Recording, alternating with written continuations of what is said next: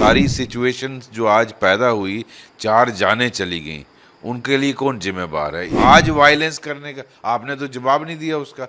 आज वायलेंस करने का क्या कारण है? इससे फायदा किसको है?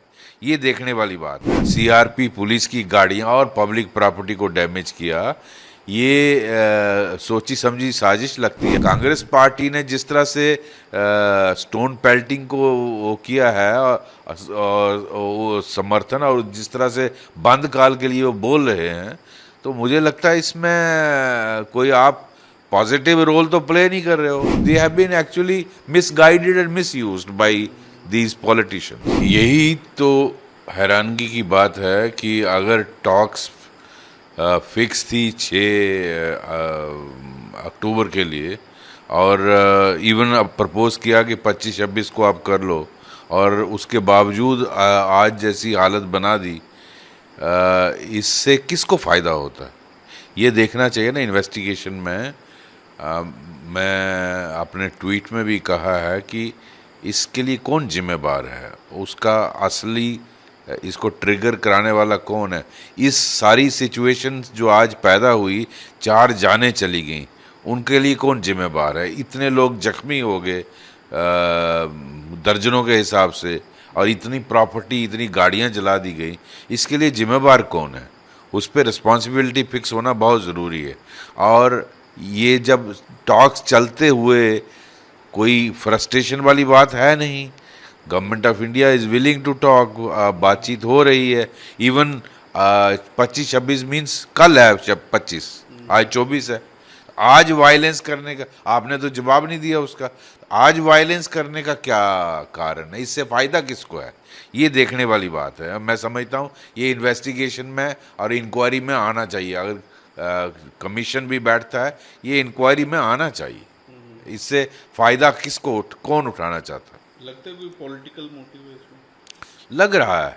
जिस तरह आप देखिए, सोनू वांगचुक की जो वो अरब स्प्रिंग की बात करना, इसको जो नेपाल में ज़ेनज़ी का तख्ता, उन्होंने तख्ता पलटा, उसको अप्रिशिएट करना। इसी तरह ये जो बांग्लादेश में हुआ, इन सबको ये दिखाता है कि ये कोई डीप रूटेड कॉन्स्पिरेसी सी लगती है। तो मैं समझता हूँ ये सारे एस्पेक्ट्स देखने चाहिए, इसकी क्यों हुआ। आफ्टर ऑल इसके लिए कोई जिम्मेदार फिक्स होना चाहिए, और जो लोग जिम्मेदार हैं उनके खिलाफ सख्त कानूनी कार्रवाई होनी। उनको पब्लिक सेफ्टी एक्ट में अंदर डालिए और उनको चार्ज करिए फॉर इंस्टिगेटिंग वायलेंस। बिल्कुल होना चाहिए जी। जिस तरह बीजेपी दफ्तर को भी आग लगाई गई, तो लगता है टारगेट की। बीजेपी दफ्तर को आग लगाई गई। आप देखिए काउंसिल को के दफ्तर को, जो वहाँ की हिल काउंसिल है, उसको आग लगाई गई।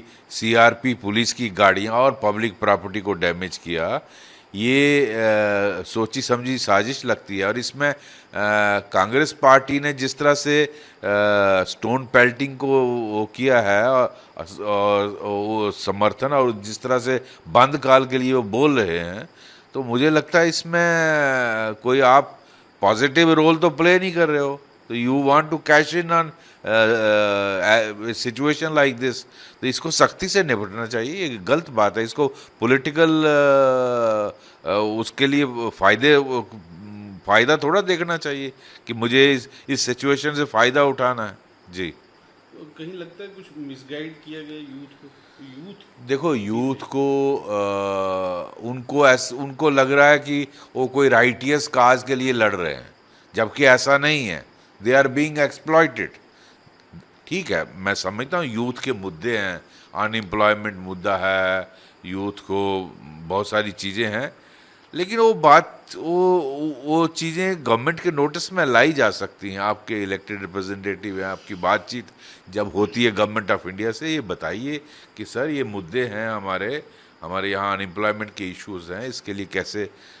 ये सारे देश की प्रॉब्लम, सिर्फ लद्दाख की प्रॉब्लम नहीं है। जो अनएम्प्लॉयमेंट के इश्यूज हैं वो सिर्फ लद्दाख में नहीं है, क्या जम्मू में, कश्मीर घाटी में, पूरे देश में ये इशू नहीं है? ये वहाँ भी इशू हैं कि जो यंग जनरेशन है उनको एक तो बहुत सारा गवर्नमेंट जॉब्स तो रिजर्वेशन से चला जाता है, ओपन मेरिट वाला हिस्सा रहता ही बिल्कुल, और JNK में तो 30% रह गया है। दूसरा, प्राइवेट सेक्टर में भी जिस तरह से AI आया है, बाकी चीज़ें आई हैं, अपॉर्चुनिटीज़ कम हुई हैं, लेकिन ये मुद्दे सारी कंट्री के हैं, तो उसको आप इस तरह से वायलेंस से उसका हल निकाल, कोई समझता है निकाल सकता है, नहीं निकलेगा। आपको अपने जो रिप्रेजेंटेटिव हैं उनके थ्रू सरकार तक लाना चाहिए कि यहाँ कोई स्कीम्स लाई जाएं, यहाँ एम्प्लॉयमेंट अपॉर्चुनिटीज़ मिलें, वो लद्दाख के लिए वो जेन्युइन डिमांड होगी, उसको सरकार कंसिडर करेगी। तो मुझे लगता है उनको लगा कि हम कोई राइटियस काज के लिए लड़ रहे हैं तो जलाओ प्रॉपर्टी, तो they have been actually misguided and misused by these politicians. अगर आप ये वीडियो YouTube पर देख रहे हैं तो हमारे चैनल को सब्सक्राइब कर बेल आइकन दबाएं, और Facebook पर देख रहे हैं तो हमारे पेज को लाइक करें।